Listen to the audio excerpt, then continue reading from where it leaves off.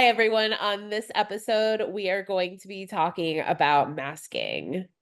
Such a in-depth topic, but we're going to talk about from our different point of views. Me being diagnosed late in life, Michelle here being diagnosed a little bit earlier. Yeah. So, tell us a little bit about what it was like, growing up and masking, knowing that you were diagnosed as an adult. For me, I didn't know what I was doing, and like I grew up thinking, okay, I'm just like everybody else, but at the same time being irritated with everybody else because I'm like, I could understand things differently than they can, and they get irritated with me because they need to be extra specific with me and things like that. But in regard to masking, it wasn't until I got my diagnosis and I was hitting a certain point in my life where it really was being became very detrimental for me. Yeah, I masked to an very harsh extreme where I was almost completely lost who I was. really. And that's one of the huge negative drawbacks of masking. For some of our viewers that aren't too familiar with the lingo for masking, uh, what is masking? Yeah, so masking is essentially like you're almost like hiding, certain things about yourself in a way. Like for example, one thing that I do is I'll like, flap my fingers and flap my hands sometimes, but in order for me to mask, I'm almost like having to stop myself from doing that. Definitely something that I've grown up with having to deal with. Just hiding certain parts of myself. I know that I was diagnosed very young, but I spent years of my life having to hide certain things about myself because of the fact that there was going to be this negative social stigma that was going to be drawn attached to me. For instance, I don't like silence. Silence actually like is very frightening for me. And but one way for me to be able to unmask is I will start having random conversations with myself. And I'll go into first, second, third, and fourth person.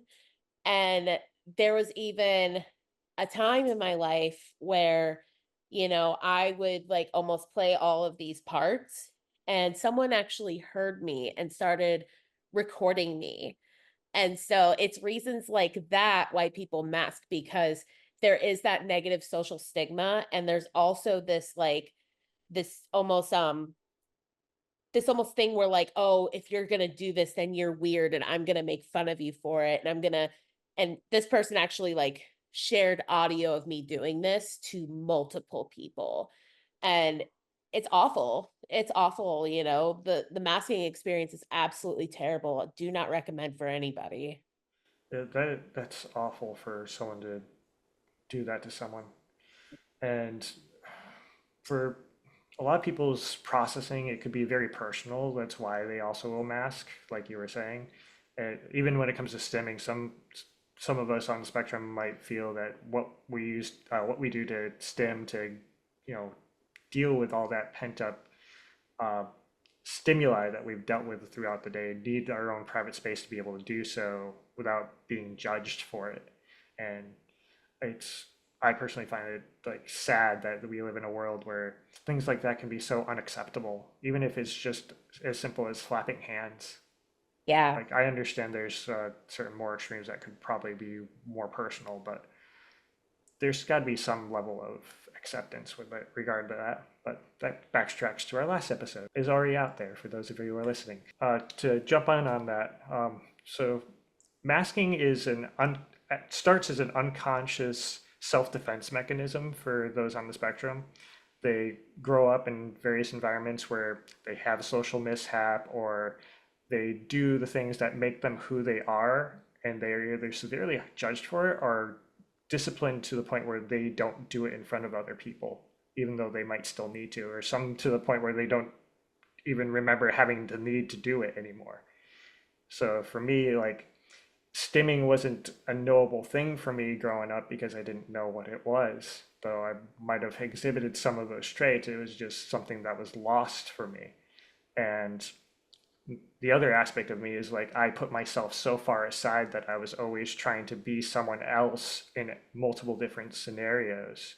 So I would interact with different people. Like I would still talk the same way, but like, oh, they're playing video games. Okay, I'm going to play video games and just try to get people to like me by doing what they're doing.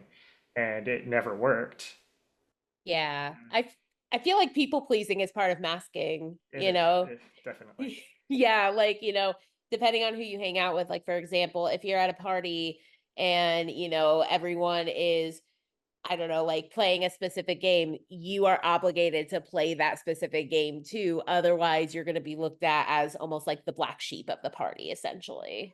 And it goes even further than that. Like if it's something that like goes against like who you are, you might still push through it. If it's something that will negatively stim you, so if it's texture sensitivity, sound sensitivity, or even if it's like bright colors and you can't stand it, but you force yourself to push through it because you want to be accepted and you don't recognize your own limits, and then you cause yourself to burn out.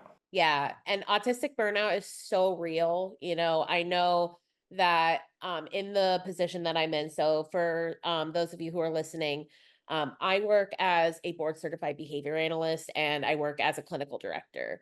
And I'm expected to put on this face every single day where I have to be very strong, I have to be very supportive, I have to put aside, any sort of like thing that I'm going through, and I do get burnt out by the end of the day. And so my form of burnout pretty much looks like me, being super exhausted, wanting to self isolate. Self isolation is definitely something that is very common, not just with myself, but with a lot of autistic people. They might find that just being by themselves is something that they need to sort of just process what happened during the day because there was so much external stimuli that came in.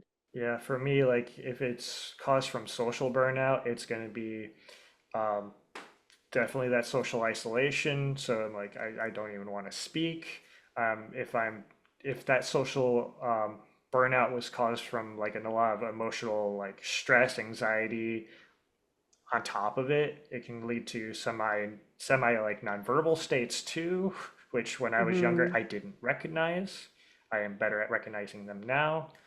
Yeah, and something that we've talked a little bit about is about how much more common it is for girls to mask, autistic girls to mask, because autistic girls tend to want to like, and I'm saying this sort of as an overgeneralization here, but many a time autistic girls want to fit in. They want to be able to be like their peers. They want to do what they can to fit in. And so I feel like autistic burnout happens so much more with females in that regard because we are changing, almost like changing little things about ourselves to sort of like go inside this square of I have to be like you and I have to do what makes you happy. Because if I don't make you happy, then I'm going to be alone. And it goes into this like spiral of negative thoughts that are happening on top of that. Do you Yeah. ever experience the same thing, Conrad? So for me, it was more or less, I view it like analytical, like a program. So it was finding the things that I can do to get through the day. Like this is one common thing for masking is pre-programmed responses. Now, the funny thing about this, me being my actor comedian self here, also is just like sometimes I would automatically say these responses to anything that was said to me. Made it interesting. Nobody commented on it. They just kept going. But me, I'm like, I noticed it. And then they would raise that social mishap flag in my brain. But it was this pre programmed list of responses. And okay, this formula works. So if I'm like being in school, okay, I can be that good student, do my homework, don't mess with everybody else because everybody else is fooling around and not doing what they're supposed to be doing. So I will be the one that's doing everything, but that also translated to what I did at home. And it just created this box of me without any freedom. Yeah, I get that. I feel like, for me, I can relate to the pre-programmed responses. I've actually been called out before for having pre-programmed responses. Like, I didn't necessarily notice, but other people noticed. And it was like, for example, I had a supervisor that I worked with, and she was telling me about how I repeat myself a lot. And I'm like, oh, I didn't really notice that. And ever since my supervisor told me that, I'm like careful with what I'm having to say. I'm like, "Oh, don't say that again. Don't say," like, I have to constantly give myself reminders. Like, when it comes to masking, you almost have to like be on guard that much more so that way you're doing something that is typical of neurotypical society as opposed to trying to go into this whole like thing essentially, if that makes sense. Yeah. So yeah, you are always hyper vigilant. You're very self-aware of everything you are doing. Yeah. And granted, the pre-programmed responses became like automatic to free up your brain to observe everything else. Um, it those pre-programmed responses also ran into hiccups when you're put into new situations. Like, hey, phones are out now, and you now have to use a phone. Oh, and answering machines, then voicemails. You have to leave those, and she's like, I don't. I don't know I'm not going to leave a voicemail. I don't know how to answer this. It's not a matter of it new, it just doesn't fit my programming, so I can't do it. Right, exactly. And it's so interesting too because, even along the lines of like voicemails and making phone calls and stuff, you almost have to mask yourself in a way to sort of like fit into a phone call. Like, how are you going to go into this phone call? You might have like a specific script in mind or specific like Yeah. words in mind where Or like where a the conversation is going to go. right, exactly, exactly. Where like a text message, I am so much better at texting, I feel, because I can come up with my own responses. I can go back and change my responses. I can go in and, unsend certain messages if I don't feel comfortable with what I sent. So, it's so funny how masking can really influence just day-to-day interactions and day-to-day like behaviors essentially. Yeah, and back to the repeating thing, like I know I used to do it, but it's usually because I spent so much time being very quiet and not like projecting my voice, so I always wanted to make sure I was heard sometimes. Yeah. So that's one of the reasons, and it also ties in with like a people pleaser thing too. Just like, hey, I did say this. Did you hear it? Because I'm trying to contribute, or it might be interesting to you guys without going on a full-on tangent, which you guys don't like. Yeah. Yeah, you Right. don't want me to info dump on you, but you want me to at least like fit in enough to where I like something that you like, so therefore you should like me because I like it. It's like it's this whole weird cycle of people pleasing and it's chaotic. Yeah. There was an interesting thing I had growing up. So, um, in middle school, Pokemon had come out, which created by an Aspie and wonderful, but didn't know it at the time, and Aspie wasn't even a diagnosis when it came out. Uh, that's a different story. But going through those ages and then being coached by colleagues and other students, like, okay, yes, we're still interested in this, but now it's not popular enough to talk about, which is funny because Pokemon's popularity still snuck through. Oh, absolutely. Absolutely. Pokemon was like the thing back in the early 2000s. I actually went to a Christian school and Pokemon was like everyone's favorite thing, but we couldn't have Pokemon at our school. But I remember being so drawn to it. And I didn't realize until later in life that the creator of Pokemon happened to have Asperger's. So it's like, it's crazy to think about. Yeah, looking back now, it's like, oh yeah, that makes sense, and that makes sense, and It's so amazing, like, when you have to put on this like persona and, there's this saying about like, when you use all of your spoons, you feel completely like done for. And I can tell you right now, like that is something that I feel I go through on a daily basis is like how many spoons am I at? Am I at 10 spoons or am I at like 3 spoons? And then for every interaction, every little thing, it's like, okay, now I'm down to half a spoon. I need to self isolate. I need to do something to cope with my lack of spoons.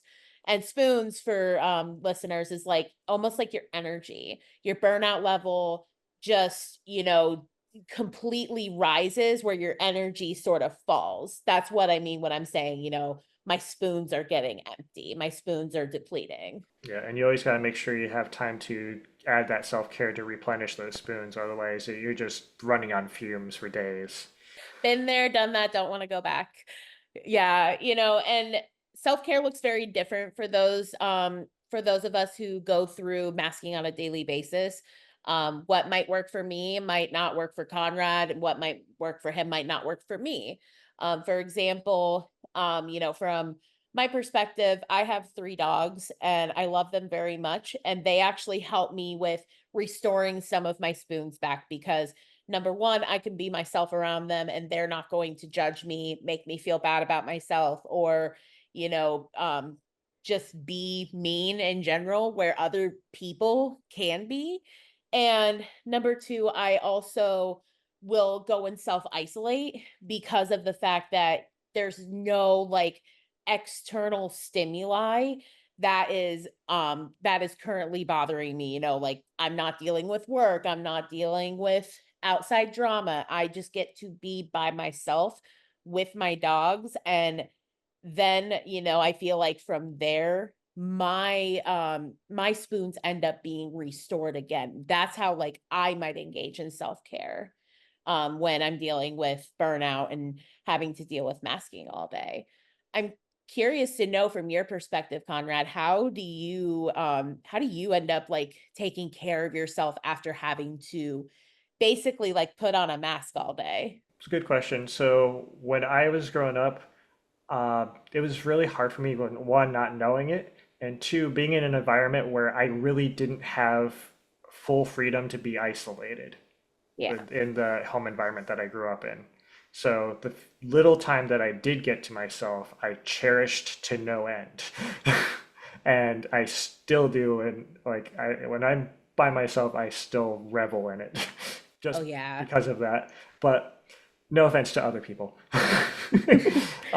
But when I was younger, we had cats, so I was always curling up with a cat and just arguably dumping on them because nobody else is going to listen, or just Facts. even like mentally dumping on them while petting the cat.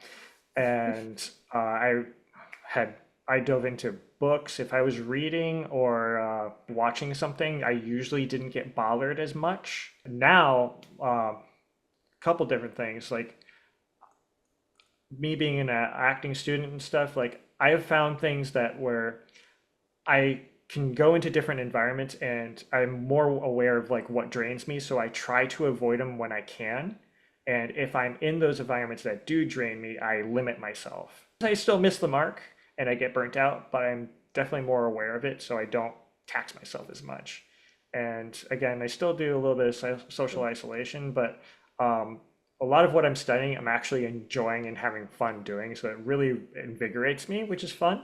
And like being acting, you think, oh, it's to get social burnout and stuff. But like, not really. I'm only interacting with like one person. If I'm on stage doing improv, it's there's the audience there, but I'm not really interacting with them. I'm just interacting with the people next to me, and because of the lights, I can't even see the people anyway. So it's just I'm just by myself. That's how I view it. It works for me mentally, and having a blast. And because of all the like acting that I've done, I've actually grown away from like text messaging because now I can like look at words and go, okay, there's way too many meanings here. I need a person's voice to understand the tone way better. Yeah, I can understand that to some extent as well, now that like you bring up, words and looking at them and them having so much meaning, that's definitely something that I can relate to, but I feel like that's like a whole other episode in of itself. Me personally, I didn't understand connotation of different words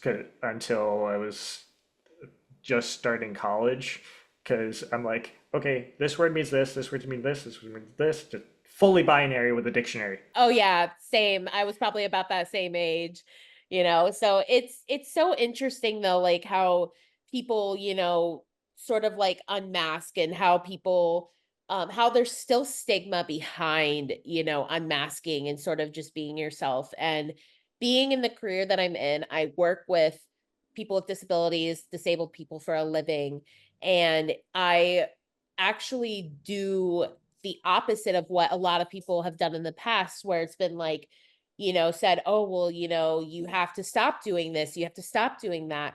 And for me, like, I have told all of my clients whether they can talk to me, whether they can't talk to me. I will say, you are in a safe space with me. If you need to do this, and even if they still feel uncomfortable, I still give them that reminder that they're in a safe space because it is a judgment free zone. I know what it's like to grow up in a similar position. I'm not in their exact shoes, but I have an idea of what it's like, and I never want the people that I work with to feel like they should be judged for, flapping their hands. Like I said, I do that. Like, I talk with my hands, I move my hands, it's what I do. As I mentioned to like various people who know me, I'm like, I'm an Italian and I'm also on the spectrum. I'm going to gesture with my hands all the time. So Yes. just, you're going to have to live with it. Like, Yes. it's fun when you're taking acting classes and they're like, don't use your hands, but I need to. Yeah. I don't think I could I survive. Yeah, I produced and directed a comedy show recently, and it was a full neurodiverse cast. Mhm. And looking back on the show, one of them commented like, "Oh, I wish I didn't like move around as much." I'm like, "But that's who you are." So the bigger question is, why isn't that acceptable? Why can't you move Right. around and talk? Right. You I can don't get fidget. that. You're just full of energy. That's who you are. I Embrace it. Yeah, exactly. Like, I don't get that, It's not about how many times you move your body or how many times you, like flap your hands or fidget. It's about, who you are as a person. And it's like, there's still this stigma behind displaying these things. And, you have to fit into this box of, Yeah, everybody that's confident has to be sturdy, stand up straight, not move, and yep. be a commanding presence. It's like be running all over the place and have command and power too. You're just full of energy and want to get it out. Exactly, exactly. Nothing wrong with that. So it's definitely very interesting though to see that. And then of course, like, because you have to spend your time doing the stand up straight, put your hands in your lap, keep your eyes on the teacher, all of that. It's like, oh, because of that, now, you're going to be dealing with that much more burnout. I mean, school was a nightmare for that reason. For those of our audience who are also neurodiverse, there's many cheats when it comes to eye contact that I still use, which is ironic being an actor. It's like, yeah, look at the other person in the eye. I'm like, I almost never do. Yeah, So same. like it's going to be like either looking past the person because I rely more on tone and like maybe looking at their overall body language more than their face. But yeah, you can look past them, look at their ears, look at their nose. I heard COVID actually helped some people actually be able to look at people in the face because a lot of the information was blocked by a mask, so they actually got to look people in the eye and not get overwhelmed by all the other facial feature information going on there. Oh yeah, absolutely. And it's so funny too because in my field, eye contact was something that was like a major goal that we had to work on. It's like, no. That's listen, as long as you are, looking towards me and your head is towards my direction, that's great. You do not need to look at me in the eye. I've actually seen an assessment where it says um you must hold eye contact for a minimum of 2 seconds. We already deal with the stigma of having to be like everybody else. So, why would that even be in some sort of assessment where we have to stare at somebody for a minimum of 2 seconds? That's a long time when you think about that. Yeah, I fall on the other end of the category where I can stare and not blink much and just creep people out, and that's where like tend not tend to avoid doing that. I mean, stigma, it's But hey, if anybody wants me to play this like really creepy character, that just do yeah, it. yeah, exactly. Do you really want me to like just stare at you like this? Like, come on, it's wild. It's Yeah, wild. because it's hard to understand like that rule because it's not intuitive for us. We actually have to create a rule in our brain and then monitor that rule to go, okay, we got to look at you. Okay, now we got to guess. Okay, I'm going to look over here because I want to talk about something, and then go back to looking at you to make you feel comfortable and understand your way of talking, even though it doesn't click at all on my brain. Exactly, exactly. It's almost like when we do a social interaction with somebody, we almost have to like be that much more vigilant and, kind of see like where their face is going, where their body language is going, where their demeanor is.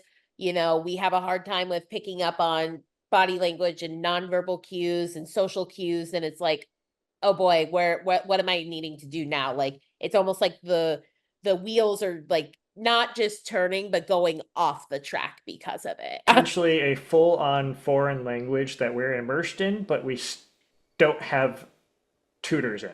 Exactly. Exactly. It's kind of amazing. But it's interesting too though because we try so hard to fit in with neurotypical society, but we don't teach neurotypical people how to fit into our society and or accept. to or to understand like why we are doing this. Like there's a Yeah. reason behind it. Or like I did a sketch all about like info share. Mhm. Like instead of it was also harp on the hi, how are you thing that everybody does that drives us nuts, and our responses drive them nuts. Exactly, exactly. There's always a purpose to what we're doing. It's not like we're trying to annoy you or make you feel weird or anything like that. Like we have been designed to interact in a specific way. And now, we are gonna be looked at as these weird people who don't know how to do that because they're doing one thing, we're doing another thing. We've been taught how to do things, but meanwhile, neurotypical people just kind of get to like have the freedom of not having that negative stigma attached to them.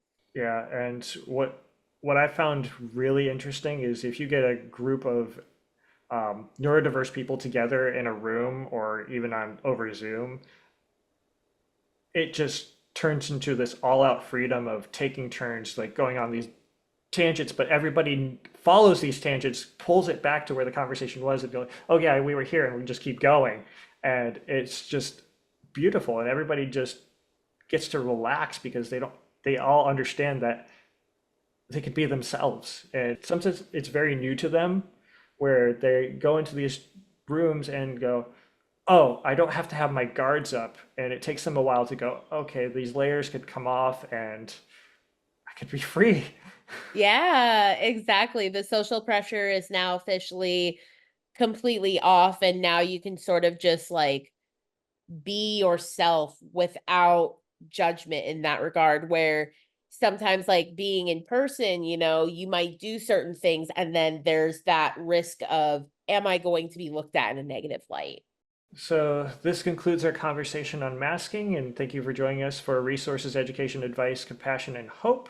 Yeah, and thank you again for tuning in. In our next segment we're going to be talking about women on the autism spectrum. Thank you so much.